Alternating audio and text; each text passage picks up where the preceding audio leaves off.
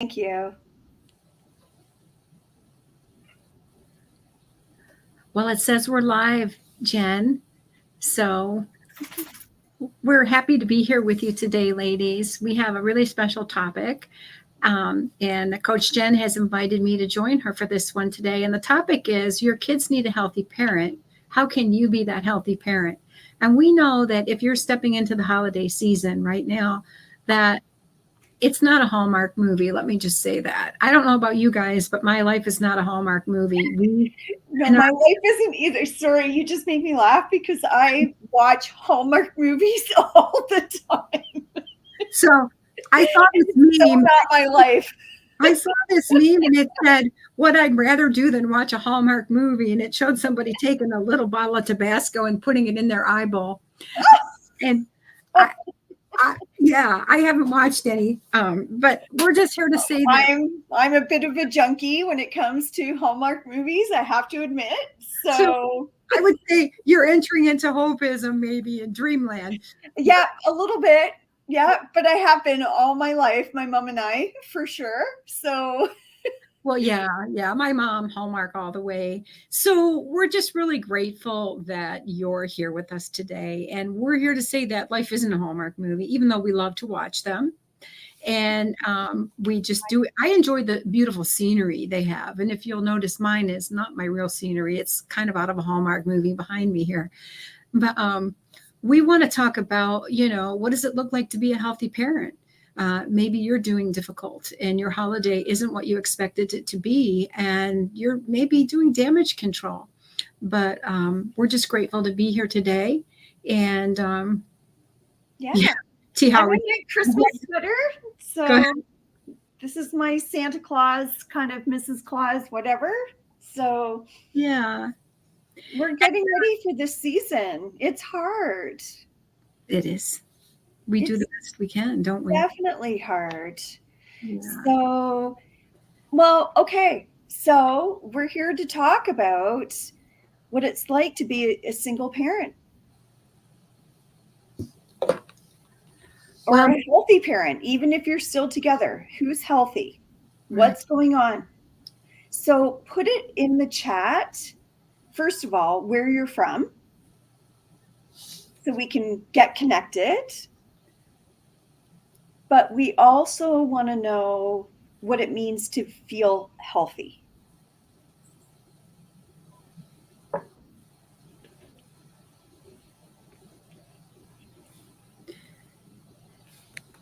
Yeah. So I think sometimes, I don't know about you, Jen, but sometimes for me, it's easier to define what's not healthy. What does an unhealthy parent look like versus a healthy parent? But I love the question, what does it mean to be a healthy parent to your children? Mm-hmm. And so just weighing in, and we want to welcome you. It looks like we have 2 people from Virginia. How does that happen? As you ladies are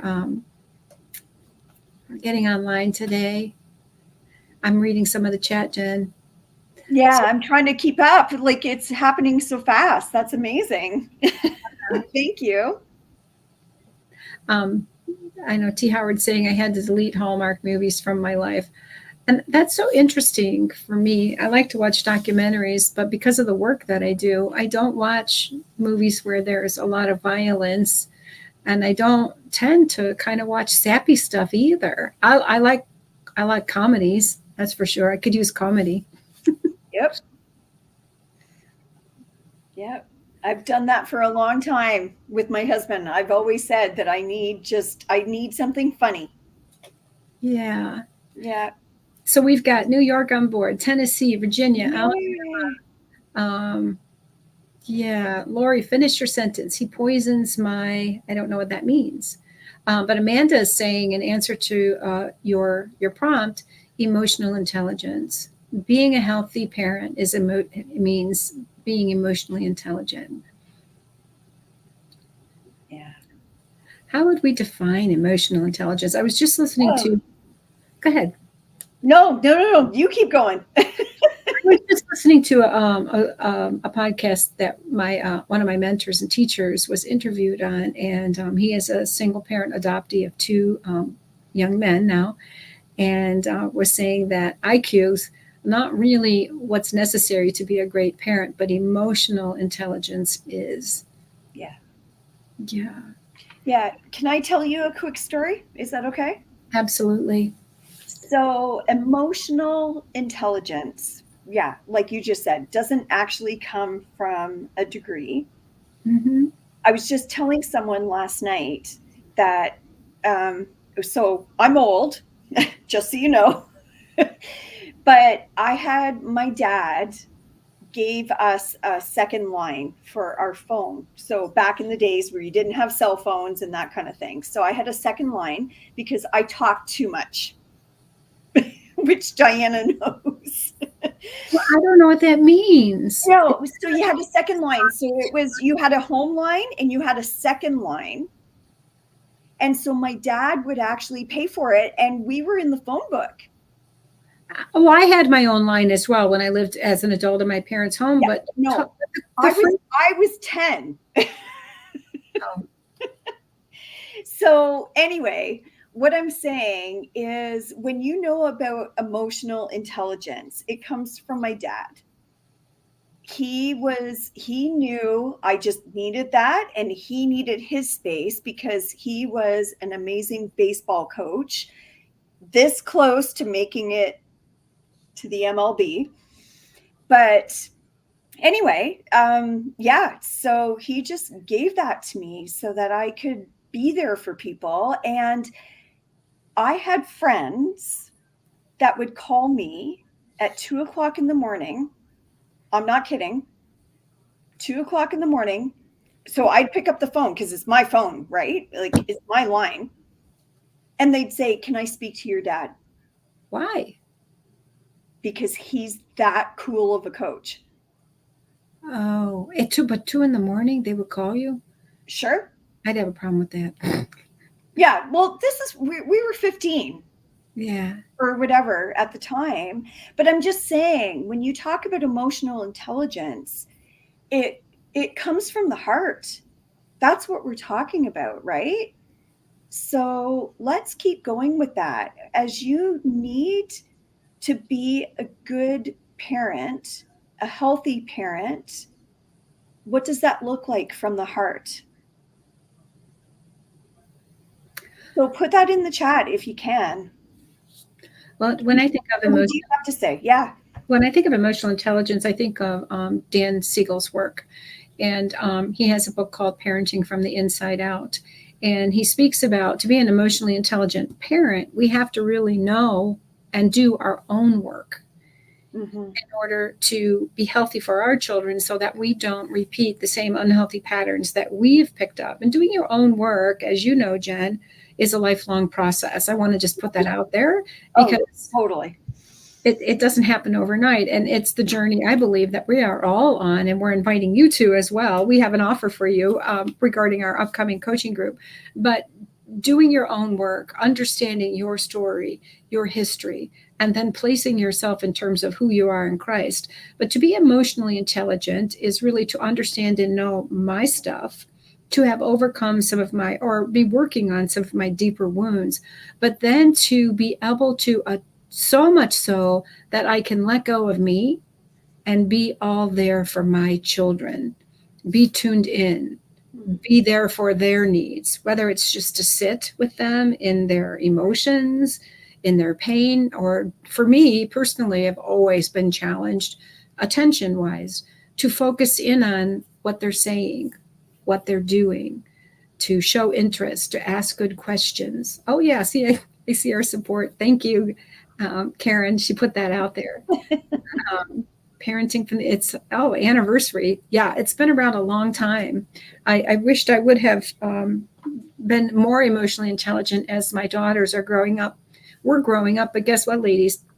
I'm still working on that. They're in their 20s now, and my goal is to be the best mom I can be to 2 adult women. So, how do we show up as our best self? I think that's really the question, is how do we show up as our best self? So I'd love to hear that in the chat. And Well, between you and I, Diana, you just showed how you show up as your best self, and I do everything I can. It's like it's the love languages, that kind of thing. Um, it's just all the pouring out we can do to our children. But being present is the strongest thing I heard from you. Being present. Being, That's being present and attuned to their emotional responses, to what's going on in their life in a very non-judgmental way. It's what we desire, ladies. I'm speaking to ladies because that's mostly our audience, but isn't what we desire is to be seen, to be heard, and to be known. Yeah. And often you may find that you're in relationships where that's not happening for you, whether that's been a parent or siblings or a spouse. But so seeing, knowing, and hearing first our own story, and then being available to be there for our children is one step toward emotional intelligence, emotional maturity, and I think self-sacrifice, don't you think? Oh my gosh.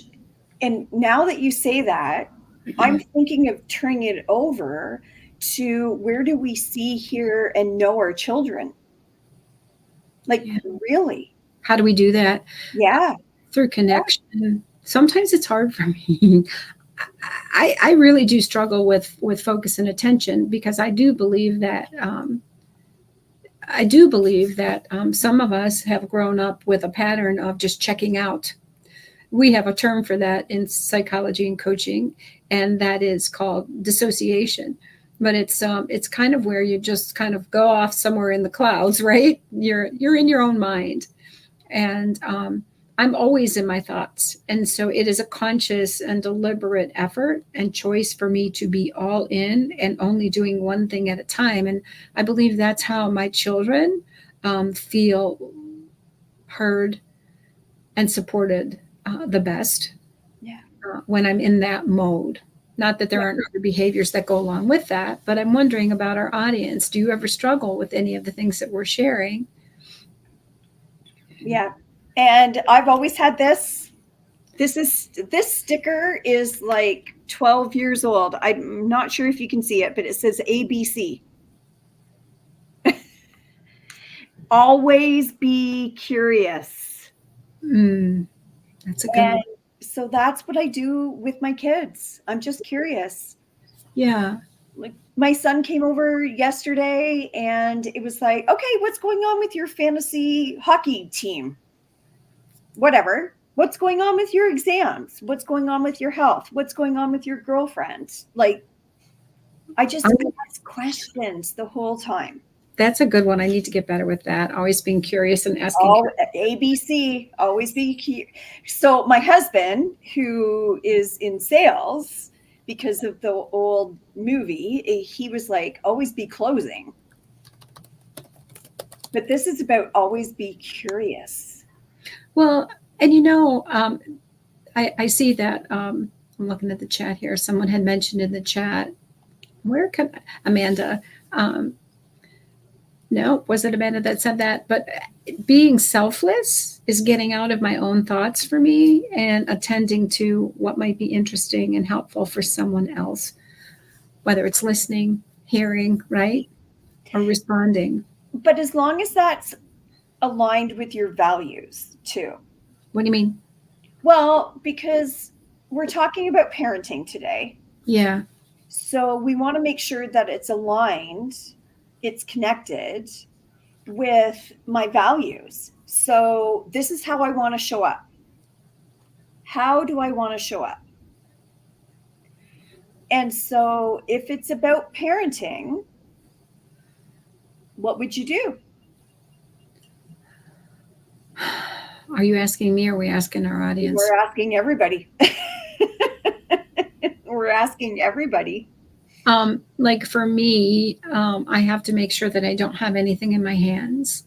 And even like I'm not a parent to my husband, but when we're driving in the car, I'm always doing something. Like I'll bring a book, or I'm responding to people that I'm working with, doing some business on my phone. And so for me, it's a conscious and selfless choice to set that down and to look and to pay attention and to show someone that I'm here. Yeah. I think that's amazing. Yeah.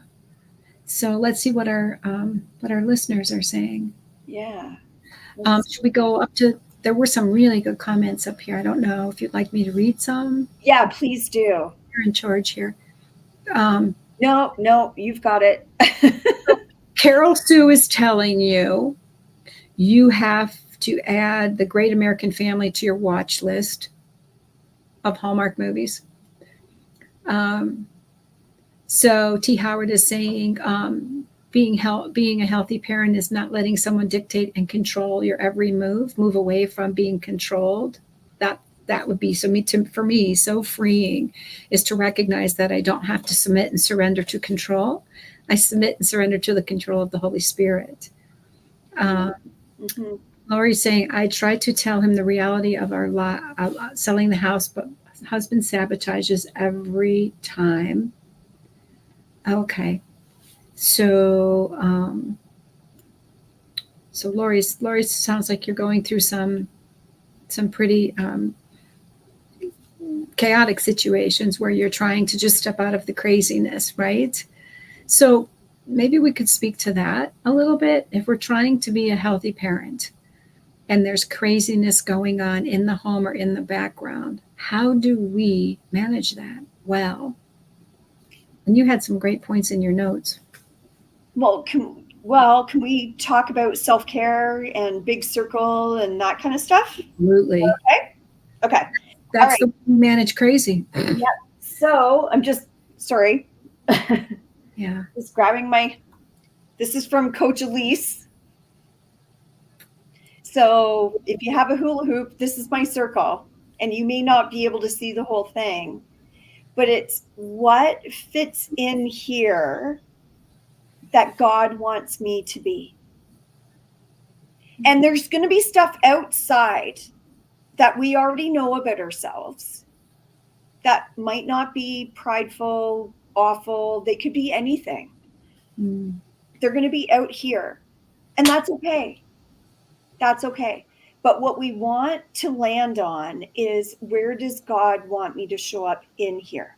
And that's what Leslie talks about. And that's what we talk about in E2C, is how to show up as our best self. And so, yeah, go ahead. No. What are the components of our best? Well, I'm asking you, Jen, what are the components of our best self? And everyone, I think, might have some similar values and virtues, but also there are different personality variables, right? Because, Jen, I could never show up as you. I don't have the energy and the perkiness and the words. I'm a little bit quieter and a lot more, I don't know, less energetic. Well, except she's not, but just in private. But yeah, I come alive when I but this is our uniqueness. This is why I'm so grateful for our Lord, because he made us different. Mm-hmm. He made us different. If we were all the same, the world would be crazy. Yeah. So this is why. So I always start with the fruit of the Spirit. So remember that from Galatians 5:23 to 22:23. Always remember that, but then expand beyond that, because what I say, and this is my heart, and we'll extend this to being a parent, but the fact is, I'm not a missionary. I don't go overseas and do crazy things. Other people do. Other people do. And I love you for it. But I stay home, and I've done an outreach for Kingston, where I live in Ontario, Canada, for years, where that's my local work. So it's still the kind of same thing. Yeah. But you would never see me in Africa. Other people go there. And so when I talk about our big circle, that's where it starts to get different. is, what am I called to do? Am I called to be here with my husband? Am I called to leave? Am I called to do an outreach? Am I called to do whatever? Whatever. So what would you add into the big circle, Diana? Well, in my big circle, I put aspects of my personality that I know are true for me and who I am. And so I am a little bit, I am soft. I've been told I'm kind. I didn't know that about myself, but others in my life have shown me who I am. And I also put aspects of who I want to be. But most importantly for me, my values. I am. I want to follow hard after God, so I am a pursuer of knowing Him. Um, I am a woman of prayer. And my big circle is something that I aspire to be, and I'm constantly working on, is an organized self, organized inside, organized outside, so that I can live my life to the fullest. One thing that I'm longing to be committed to, which I'm working on, is simplicity in my life and my surroundings. And so there are some character qualities, some values, some virtues, and in my big circle self, which has been very helpful for me in doing this work. And we've been doing this class for a long time, and I love the E2C. And each time, we're peeling back the layers of who I am and watching ourselves be transformed. And I think one of the biggest accomplishments that I have made in the last decade of my life is no longer feeling like I need to be places that I don't belong, whether it's activities or entertainment or social groups or even just inner circle people to hang out. I've been listening to myself well and noticing what makes me thrive. And that's a part of really, I think, Jen, finding our identity, right? And our identity, that big circle self, is rooted and grounded in Christ. But as you said, it's so unique and so specific to how God's designed us. There are some global characteristics and values, but I like different things, and I talk about this pretty openly in my groups. My husband enjoys concerts, and I'm finding in this decade of my life, I do not. I can barely sit through a ballet. You know what I mean? Yeah. It has to be really engaging for me. And so it's not that I look down on other people. It's just that I'm noticing where I need to be. And that's how I will grow and thrive. And that's, I think, the concept of, like you said, prioritizing self-care. And it begins with knowing who we are. We can't prioritize caring of ourselves if we don't know what nourishes and fills us. Yeah. Yeah. And then seeking support. So we're not soliciting here. We really aren't. We just want you to find support. So, yeah, what are the ways in which you find that you get the best support? I mean, we can ask our listeners, but I'm also curious about you, Jen. I do it through friendship. I do it through fellowship. I just moved into a condo just under a year ago. Mm-hmm. And oh my gosh, the love in the building is amazing. So talk about a neighborhood. So I don't know about any of you and if you are friendly with your neighbors, but this has become amazing. Having a dog has helped because everyone loves him more than me. So yeah, so that's our connection. And you know what? I've gone to 2-3 different events now downstairs in our common room where they all knit and do things. I don't do that, but I show up. Oh, that's nice. I show up because I want the social aspect of it, right? So they're all teasing me and they've all dropped off. I should show you. I don't know where they are. Anyway, I had stuff dropped off at my door, like all the crocheted kind of, what do you call them? Like the washcloths for your kitchen sink, that kind of thing. Yeah. And it's just been amazing. So you have to get connected. But I will also say that from my personal experience going back years and years ago, I wouldn't be where I am now if it weren't for the support group that I had 12 years ago. So you have to chime in. You have to buck up. You have to do it. And this is your chance. The E2C, Empowered to Change, that's your chance. So I really want to encourage you to do that. And I hope you can. I really, really hope you can. So I think of Proverbs 18:24 when you were talking about friends. I know that I struggle sometimes with wanting to isolate, especially during the dark days of winter. Like I'll pull within and I'll get quiet. And sometimes I'm not aware that what I need the most is social interaction, right? And so what we want to cling to Proverbs 18:24 that says that a man that has friends must show himself friendly. And I'm saying that because I read in our chat, I saw one individual say that there is no support. So I'm thinking if you're in a situation where you don't see immediate people in your environment, there's always ways to find interaction that might lead to support. And you never know how a friendship will develop.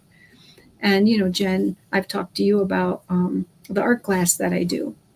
Yep. You know, I just took a class from a woman at an art museum who was giving classes. And hold on, I'm going to show you. Okay. Diana inspired me. And I did this. Nice. If you can see it. Yeah, it's but beautiful. that was the inspiration. So that's connection. Well, it is. So and I want to encourage people for that. Yeah. Yeah. And so through that, met some ladies, and I now meet with the art teacher in her home, and we just meet regularly. I bring my friends, well, actually my friends and some family members in. But you never know. And sometimes connection is not, it's nice to have connection in person, but sometimes a lot of my deep friendships are not in my local neighborhood. So they're not ladies I can grab and walk with, but I can walk with them while I'm having a conversation with them on the phone. Yeah, absolutely. And that's, for those that know me, you know, I preach about the power of a group. The power of the group is so phenomenal. So whether it's a parenting issue like we're talking about today, or a marriage issue, or something else, you just know that you are supported and loved on, and it's coming out of that isolation. Like Diana just said, we need to get connected, because I'm not going to totally help you all the time. Diana can't help you totally all the time, but you can text other people. That's what saved me. So we need to keep going with this. We need that. That's why God built the church. He really, really did. Okay, so do you want to go to some questions? Because we've got some. Is that okay? I've got my question tracker pulled up. Okay. Thank you to Karen. If you have a question, and you don't want to post it on Leslie's public Facebook page, you can use our question tracker. And what is that reference? I think Karen's put it in there, I think, already. Okay. So can I go ahead and just ask you a question? Is that all right? Absolutely. Okay. How do you deal with kids that refuse a relationship with you since you divorced?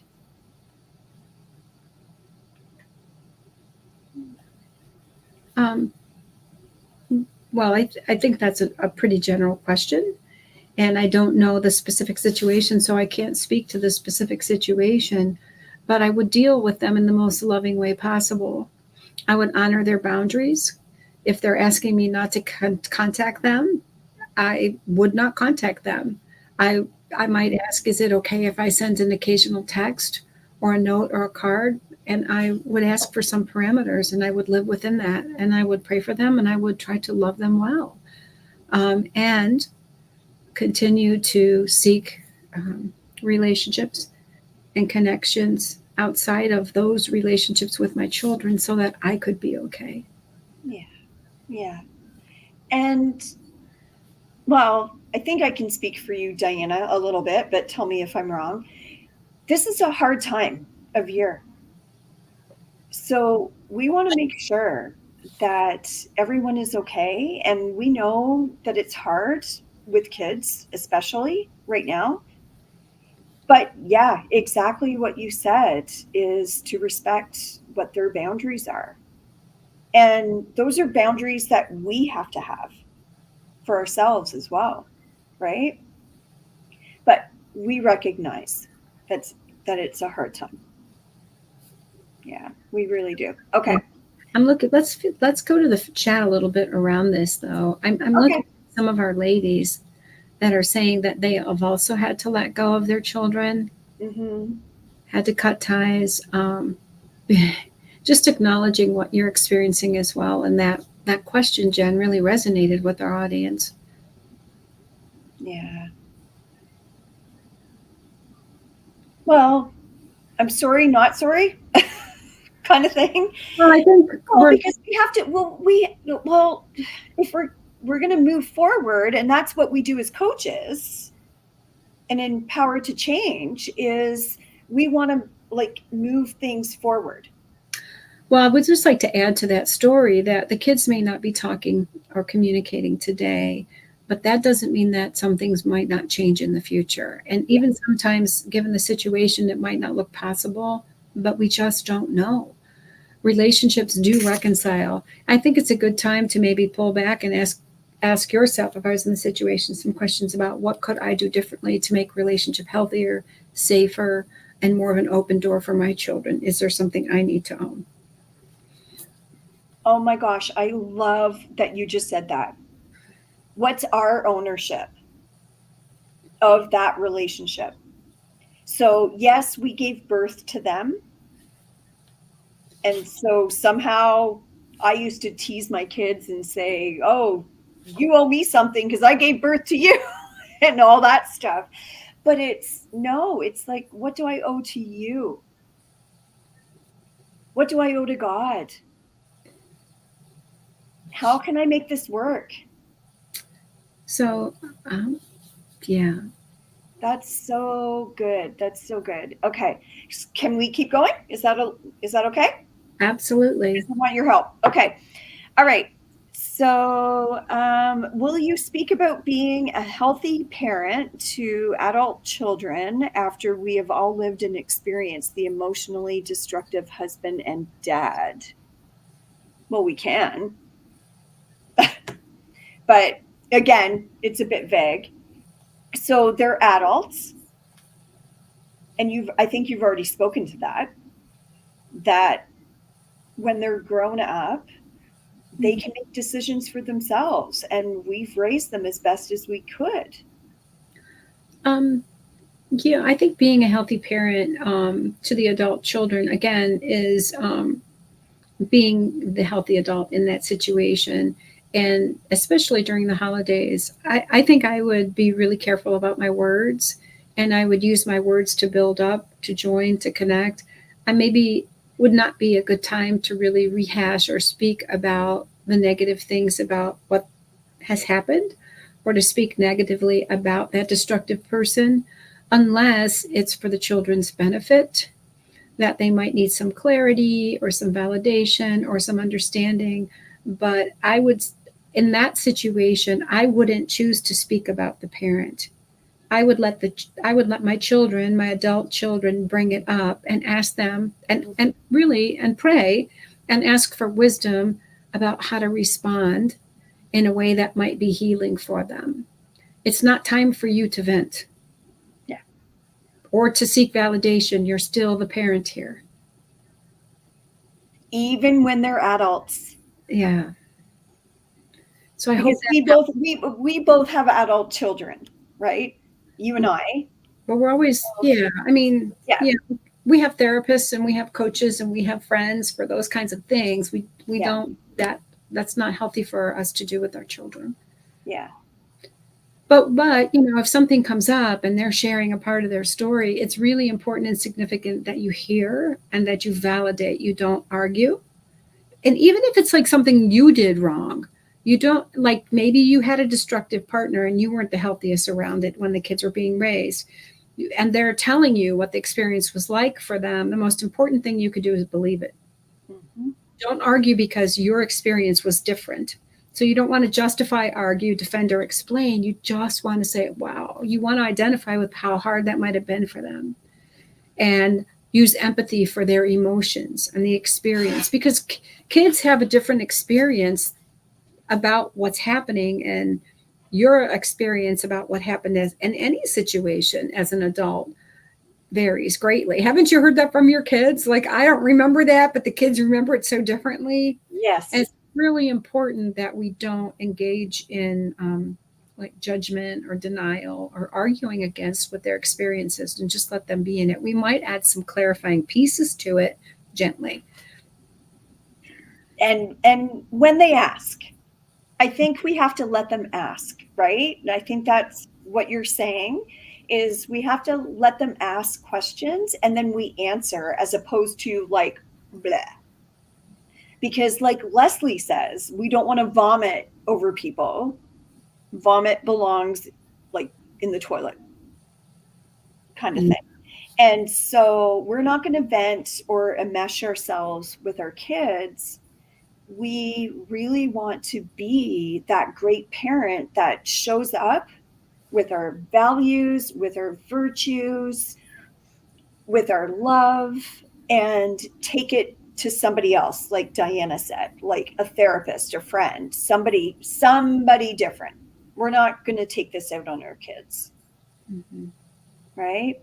So, okay, can I go to the next question? Is that all right? Yeah, I just want to mention, I see some people are putting questions in the chat. Oh, okay. Okay, go ahead. I can't follow the chat. I'm watching our other screen. If you have a question that you'd like us to answer, if you would just please put it in the question tracker. That's where we're pulling them from. That's where our support puts them for us.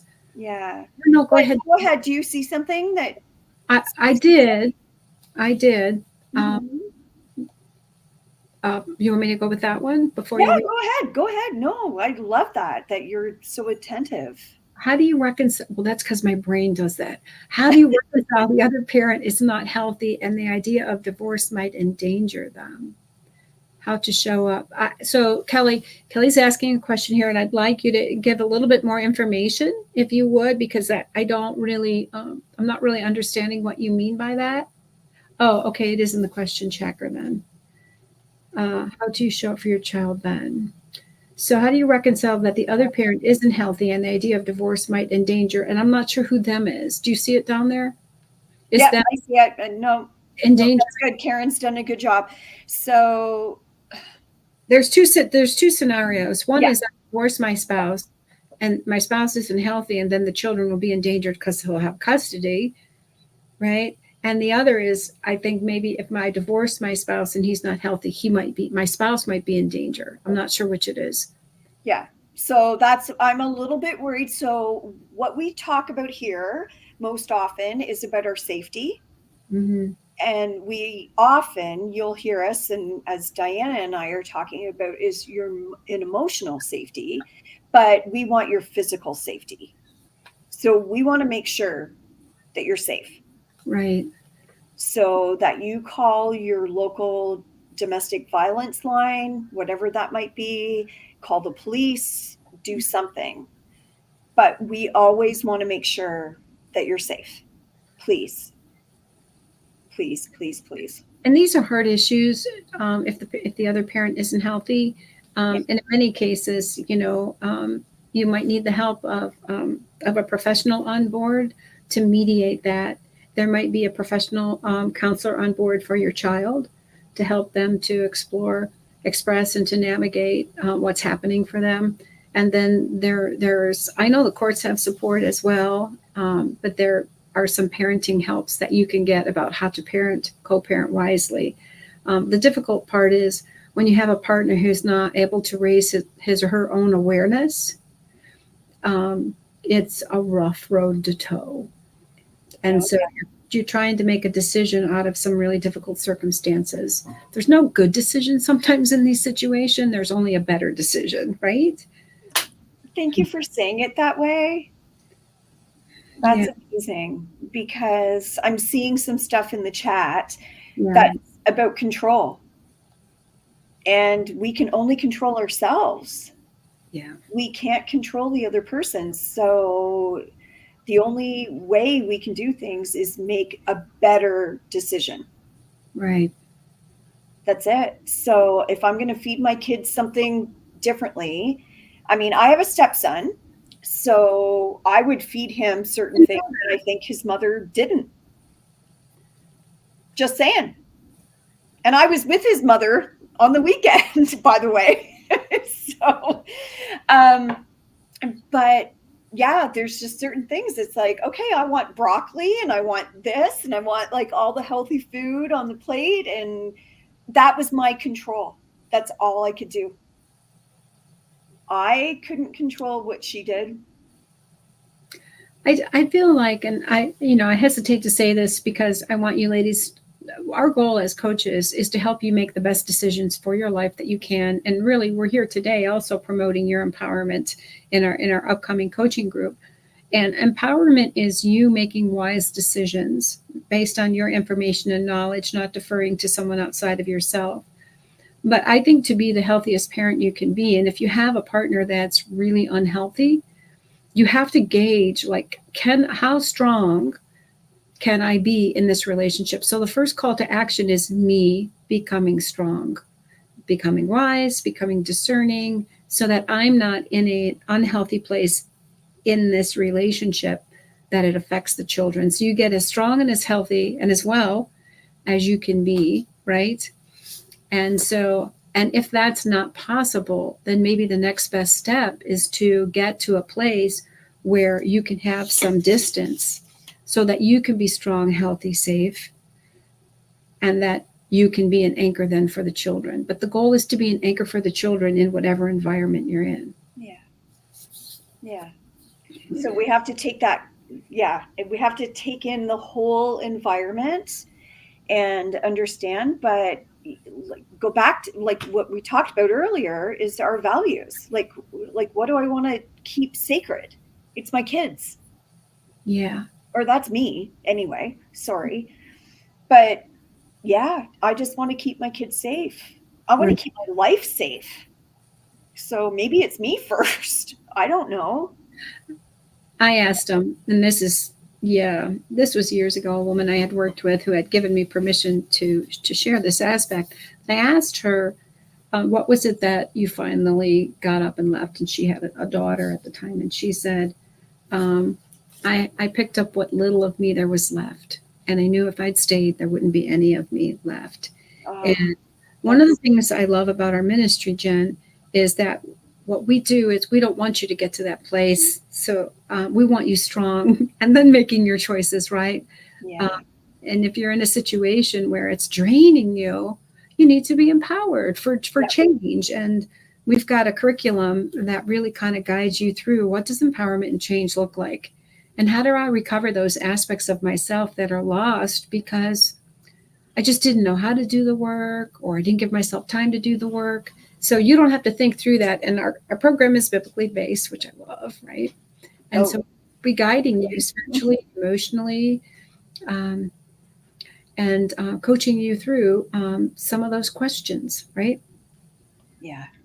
No, we work really hard. And that's what I love about this particular program, Diana, because it's not just for marriages. It could be for parenting, like we're talking about today. It could be for single people. It could be for people that are on different career paths. It's like, I want to change. Right. I need to know how, and I need to know me. Yeah. Yeah. So it's, I'm just going to give a little, do you want to go to, what would you like to do next? I could get. No, that's okay. That's okay. Okay. So I'm just looking at what Karen's highlighting here. Okay. So can we talk about another question? Is that all right?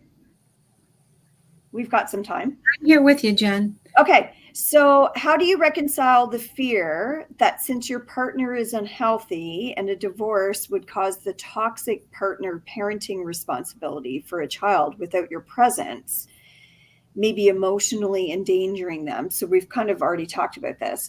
Yeah. I would stay miserable to protect her. But I've also heard that the child might disrespect you when they are older because they've seen the father do it. It's so confusing. So if we can switch gears a little bit, okay? So we've kind of already talked about, what it's like to hang on to our kids and do what we do. But then I think we get into parental alienation. That's what I'm kind of hearing from that question. What about you? Um, I'm seeing fear. Yeah. Um, Yeah. and recognizing that the parent is unhealthy and there's concern about what will go on if I'm not there to protect them or to see what's happening. Yeah. I'm not sure what the emotionally endangering piece would be. But I do think this is a difficult decision.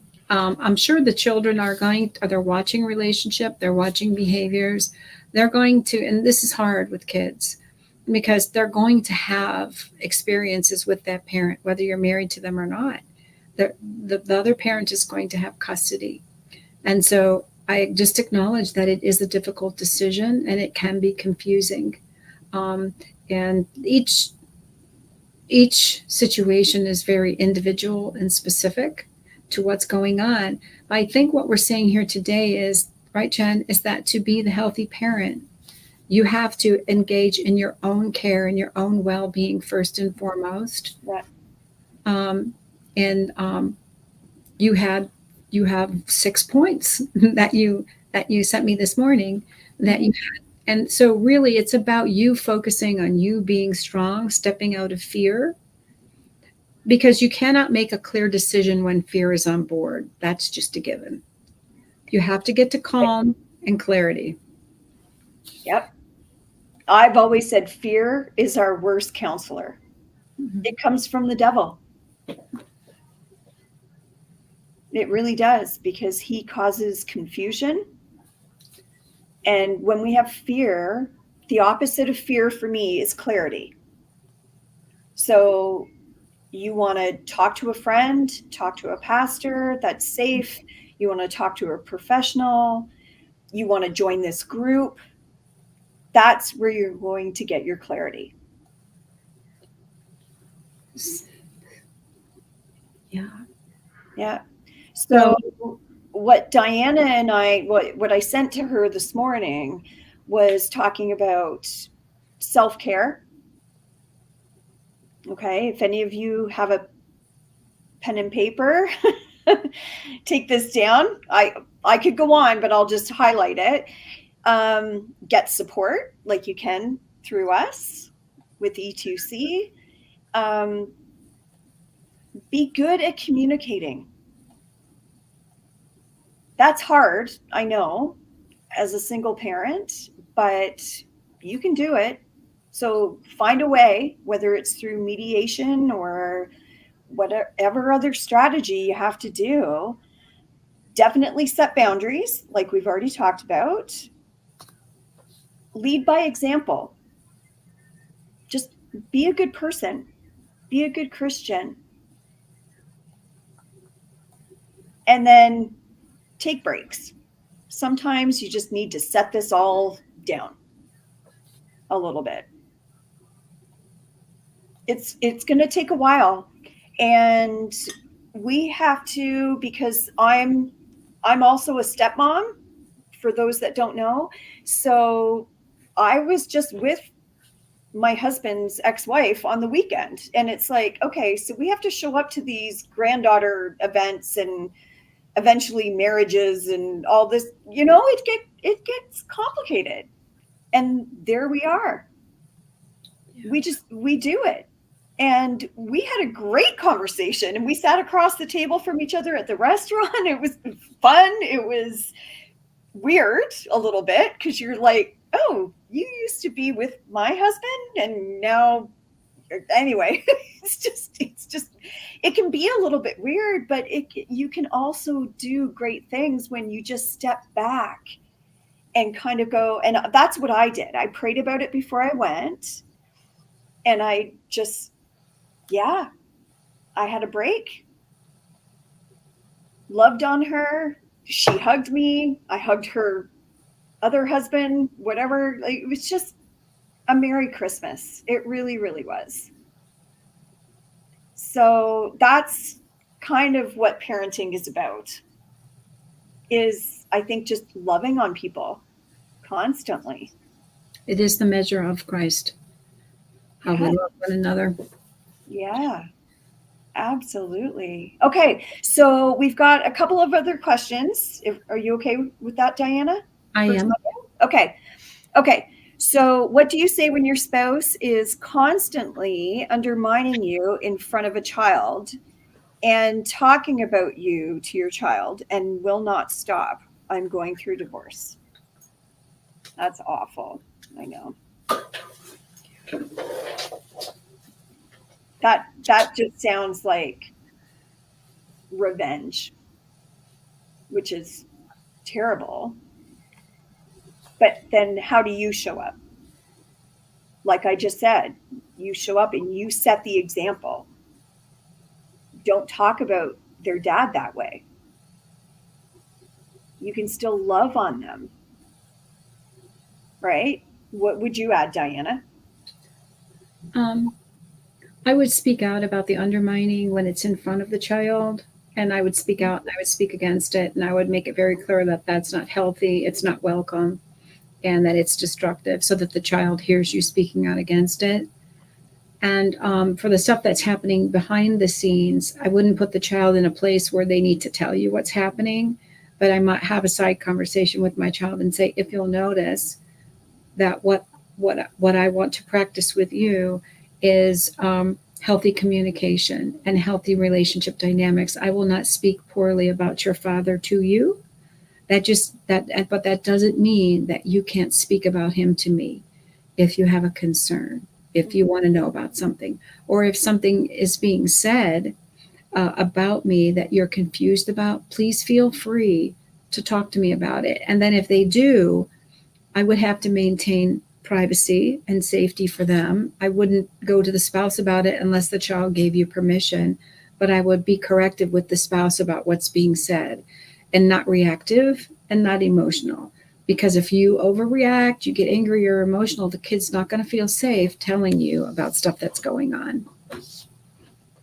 That's so amazing. That's so amazing that you can share with our audience about how they can connect with us as moms and not always in context. Yeah. Context. So that's amazing. Okay.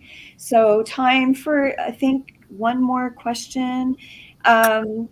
What to do when kids talk down to you when you respectfully call them out on their terrible behavior and they laugh and call you silly, ridiculous, and turn it on you? Well, I know what I would do. Well, you go with that one.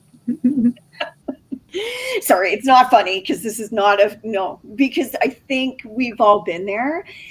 Again, it's boundaries. It's what am I going to put up with? What am I not? And kids will push. They will, like anybody will push.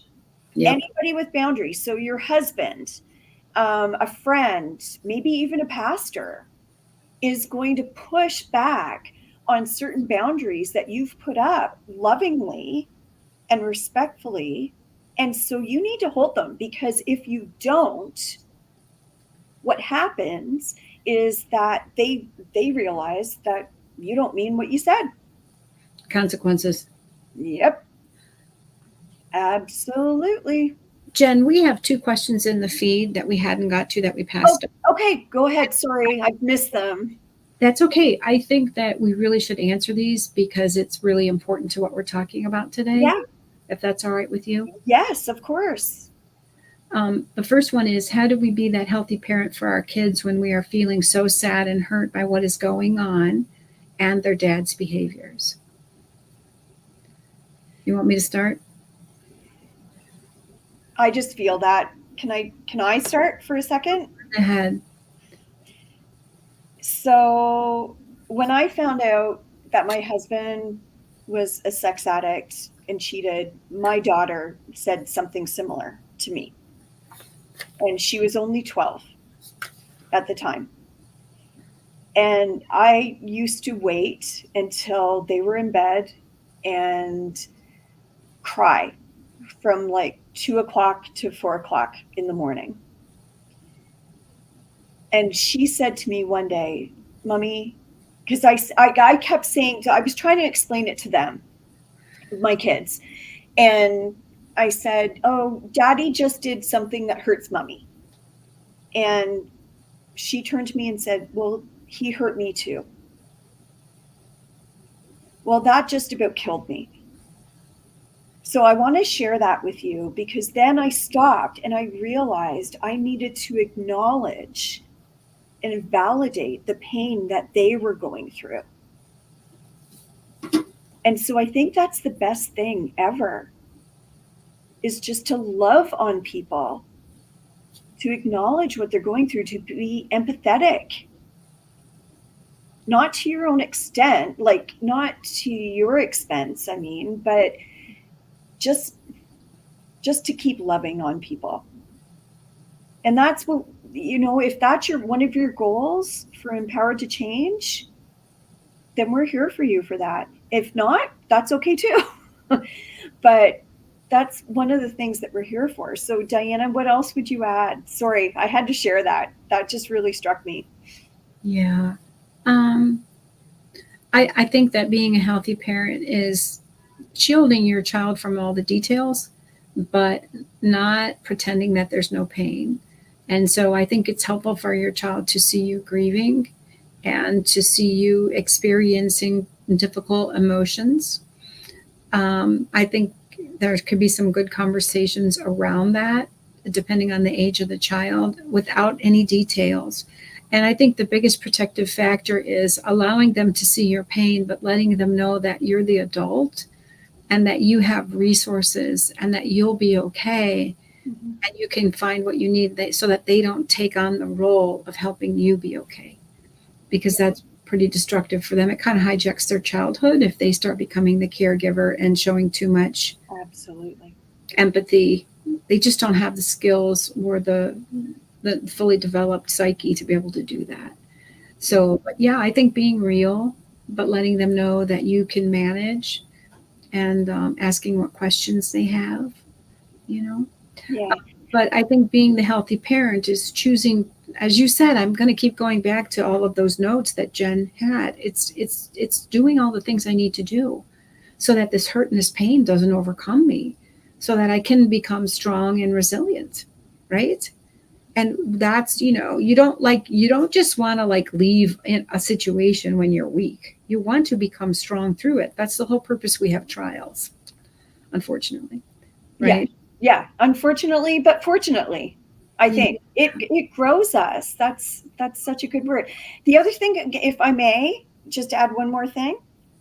So the other thing I did, for anybody that's out there listening, I consulted a child psychologist.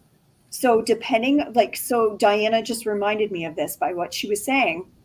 By your age, the age of your children, you want to understand what developmental age they're at. And so that really helped me, because I could understand that my son at the time, he was all about is dad going to die kind of thing, because he thought he was sick. And then my daughter was more about, oh my gosh, what's going to happen financially? Are we going to lose our house? Mm-hmm. Right? So two completely different mindsets. And it was only because I consulted a child psychologist that she helped me understand how to talk to the kids. So when you're talking about being a parent, depending on the age, because I know we're all in different age ranges here, but depending on the age, you might want to consult with somebody as well. So that's also something to add to our list. Yeah.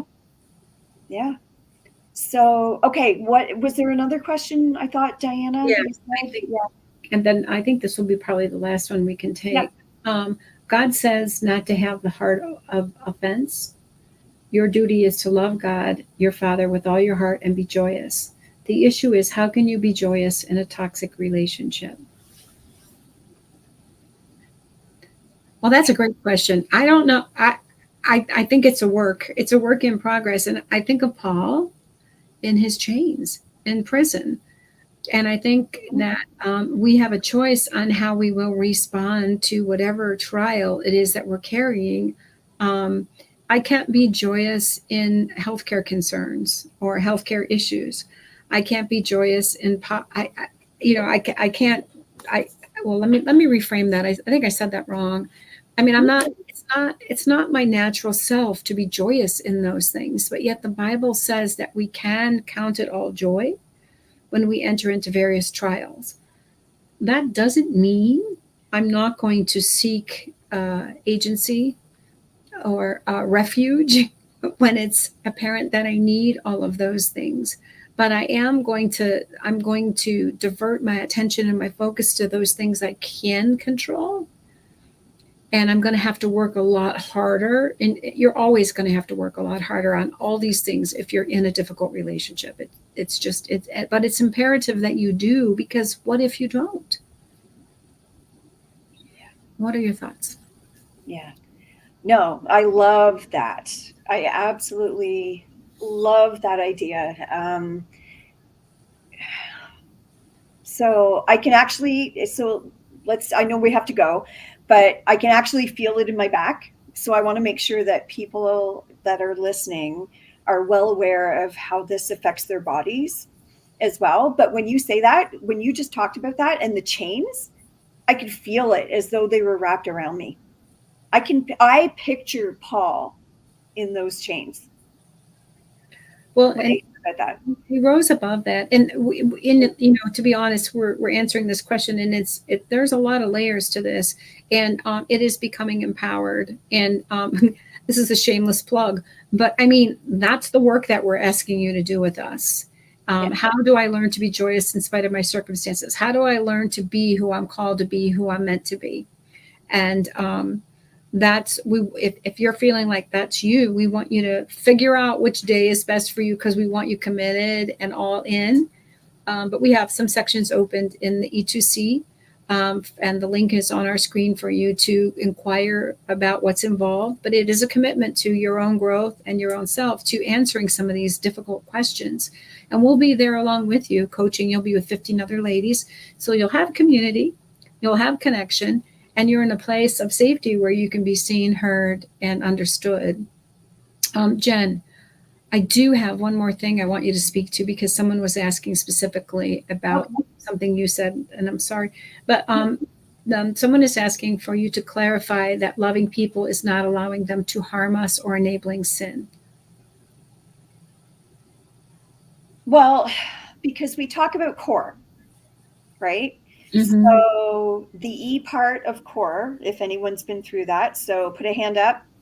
Let's see, or just put a 1 in the chat if you've ever been through our core program. That would be great. But yeah, we want to make sure that we're not enabling. We want to make sure that we love on people, but not do it in a way that lets them continue their behavior. Right? Yeah. I'm walking this walk with some relationships in my life as well. And even I've just been confronted with the scripture that says that we're supposed to love our enemies and do good, not evil. And I'm like, oh, great. So how do you do that when someone is evil towards you, even in a passive aggressive way? But that's the clear choice for me, is my heart. I have to will good toward them. So I start with how I think about them and how I pray for them. I can't do this myself. The Holy Spirit has to change my heart, because I just want to get even in my flesh. Yeah. Totally. And so it's heart spirit, isn't it? It is. But it's a clear choice for me to choose to obey God and love my enemies. But that doesn't mean that I won't speak out against sin, that I will allow someone to speak to me in certain ways or behave certain ways. I will either withdraw, avoid, or confront what's happening to me. And as did Jesus. I mean, he surrendered and submitted in key areas of his life. where he knew it was meant for him to yield to suffering, pain, and physical abuse. And in other ways, he had discernment that it wasn't his time. So unless you hear a voice from God, and I don't often hear that, like an audible voice saying you're called to suffer on this platform, get safe emotionally, physically, right? Absolutely. Safe. All the way around the clock. So before we go, just make sure that when you're talking about parenting, that like Diana was just saying, so we want to make sure, as I said, around the clock, physical, spiritual, financial, emotional, socially, relationally, otherwise, you want to be as solid as you can. And mark yourself up. If you're not there where you want to be, Yeah. then ask for help. Ask for help, because you're probably super strong in some of those areas, and then maybe others not so much. So in the areas that might be lacking, we want you to be supported, right? And so we're one way that we can help, but there's lots of other ways that you might find. So I'm grateful for that. And I'm grateful for the Lord that he can do that for us and just expose us to a whole bunch of different ways. Yeah. So I'm wondering what our takeaways are. And ladies, we always like to ask at the end of our lives, what are your takeaways? What have you heard today that you will be empowered with, that you'll carry forward? It's our goal to minister to you, and we are here for you. Yeah. I can only control myself. Yes, I see that. That's truth. awesome. That is truth. Yeah. Nice. That's the one thing we can do. We may not win the lottery. We might not have all the best relationships in the world, but we can certainly control how we show up. Amen.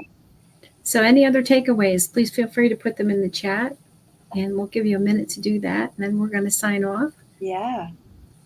It's important to take care of me. Yes, take care of you. Yeah. Yeah. Well, it's that old, saying where they talk about put the oxygen mask on you first before you put it on your child. Like if you're in an airplane, same idea. So if you're a single parent or you're parenting on your own in some way, co-parenting or whatever, the whole idea is you have to take care of yourself first before you can take care of the other person. Yeah. So let's remember that, right? So all that stuff that we've talked about today and all the great wisdom that Diana has shared, we want to make sure that you have that, but grow it through E2C. Because that's where it goes, and you get connection like crazy. This is our 6-month program where we get so much time together. I know women that are still in touch like 2 years later because they mean so much to each other, right? So the connection happens, and that's what we need, is to get out of isolation, to love on one another. It's like, it's just so powerful. Sorry. I just love it. To look forward to those of you who feel like this is a good time for you, we would love to have you in our groups. We each have different days that we're offering groups. So please feel free to take a peek. And it is precious, really, to see growth and transformation. Absolutely. Absolutely. Okay. So I guess we have to go. But thank you, Diana, for spending this time with me today. I'm so blessed that you asked me. Oh, I was so thrilled that you offered. And to all of you that have been so steady and listening to us and putting into the chat and asking questions, I hope we've served you well. But this is just a taste of what you'll get, just a little bit. So, and Karen, thank you to you for supporting us, for sure. So shout out to Karen, if you put a number 1 into there. shout out to Karen. So, Thanks, Karen. We appreciate you. yeah, thank you. Thank you God bless so you, much. ladies. Okay. Please tune in. We'll be seeing you more of you this week, I'm sure. I hope so. Okay. We'll see you soon. Bye. Bye.